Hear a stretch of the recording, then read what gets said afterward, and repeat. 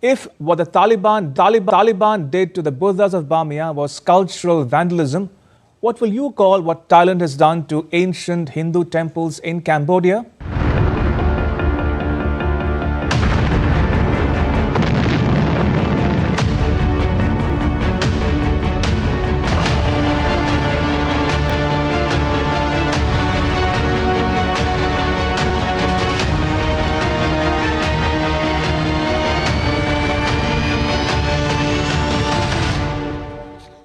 Erasing centuries of heritage and culture.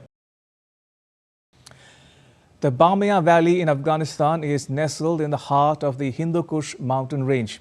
Here, two statues of Lord Buddha were carved into cliffs in the 6th century, representing the Buddha in standing form.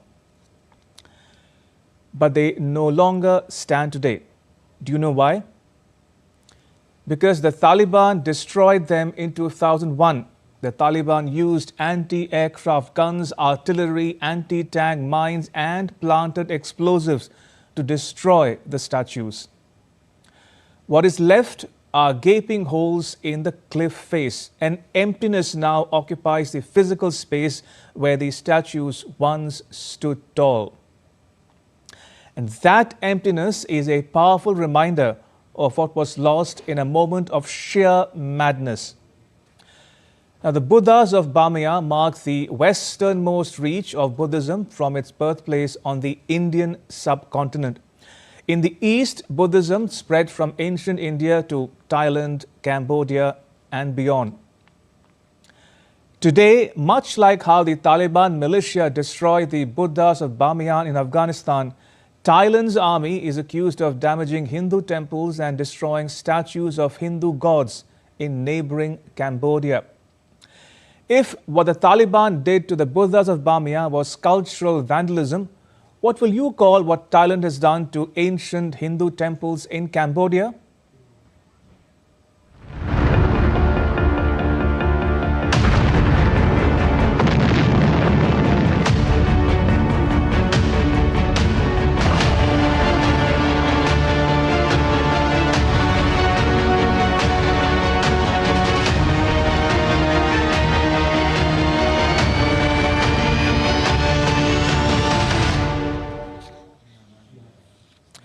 Hindu religious symbols have become collateral damage in the cross-border clashes between the armies of Thailand and Cambodia.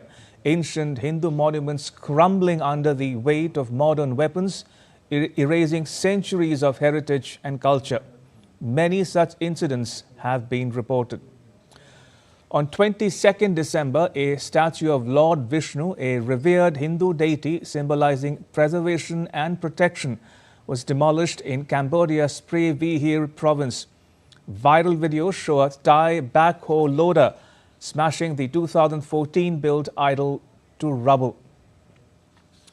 Also targeted was the iconic Pre Vihir temple itself. It's an 11th century monument perched atop a cliff. It's dedicated to Lord Shiva, the destroyer and transformer in Hindu religion. This UNESCO site has suffered fresh damage. Reports from the National Authority for Pre Vihir document 47 shells impacting 125 locations across the complex. Then there is Prasat Ta Kwai, also known as Star Krabe, an 11th century Shiva temple in the same border region.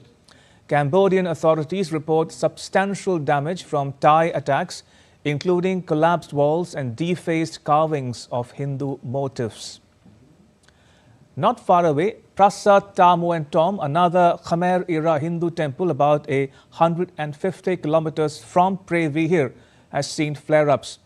Built in the 10th century, it is dedicated to Hindu deities and has been hit by cross-border fire, damaging its intricate bas-reliefs depicting scenes from two ancient Hindu epics, the Ramayana and Mahabharata.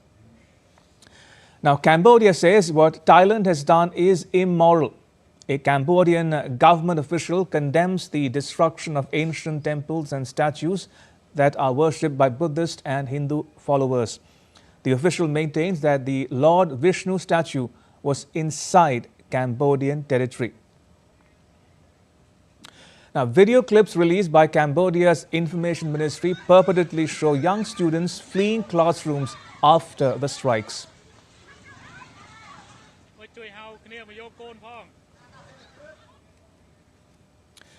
Cambodia accuses Thailand of striking deep inside its territory, bombing areas less than a 2-hour drive from the country's main tourist draw, the centuries-old Angkor Wat temple complex. Cambodia says Thai F-16s had penetrated more than 70 kilometers into its territory.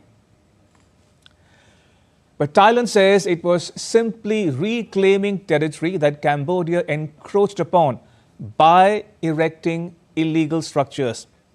It claims that the statue was not installed as a registered or officially recognized religious site. The said structure was not connected to any religion, but was merely a decorative piece at a location along the Thailand-Cambodia border, and that its removal was undertaken with the objective of affirming effective control of the area. Thailand goes on to express sincere regret for any discomfort that may have arisen from misunderstandings. But not all Thais share their government's view. Khawsawt, an English-language news website based in Bangkok, published an opinion piece with the headline, "Is Thailand war drunk? Demolishing a giant Cambodian Hindu statue." It reads, "There was absolutely no necessity for Thai soldiers to destroy the Hindu giant deity statue that the Khmer built like that, to the point that the Indian government came out to criticize it as a display of disrespect towards religion." Perhaps the most significant diplomatic shift has come from India. For India, this is about shared civilizational heritage, especially because it has been very closely involved in the preservation of ancient monuments in both Thailand and Cambodia. New Delhi issued 2 statements in less than 2 weeks. On 12th December, the Ministry of External Affairs said the damage to conservation facilities at Pre Vihir is unfortunate and is a matter of concern. On 24th December, it said that notwithstanding territorial claims, such disrespectful acts hurt the sentiments of followers around the world and should not take place. Going on to say that Hindu and Buddhist deities are deeply revered and worshipped by people across the region as part of our shared civilizational heritage. For centuries, the Hindu temples of the Dangreg Mountains stood as silent sentinels, symbols of a shared civilization. What Thailand has done to Hindu temples and monuments can be called an assault on cultural identity. Now, this, ironically, in a part of the world where Hinduism is intrinsically woven into the identity and culture of its people. Take the case of Thailand. Hindu gods Shiva and Vishnu are deeply integrated into Thai culture, despite Thailand being predominantly Buddhist. Garuda, the celestial vehicle for Lord Vishnu, is the national emblem of Thailand. A Thai version of the ancient Indian epic Ramayana is called Rama King. Thai kings adopt the title Rama, an incarnation of Lord Vishnu. Thailand's current king Maha Vajiralongkorn is known as Rama the 10th monarch of the Chakri dynasty.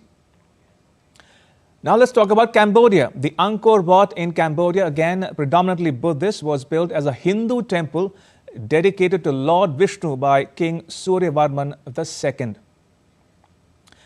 In Cambodia, the Sanskrit word Devaraja, meaning God King, was a religious and political concept established by Khmer King Jayavarman II, which depicts the Khmer monarch as an incarnation of Lord Shiva. Now, Thailand and Cambodia have since agreed to a ceasefire, ending weeks of deadly fighting. Will it hold? Only time will tell. Can Hindu religious symbols survive more fighting? Nobody knows for sure. India, for one, hopes that better sense will prevail.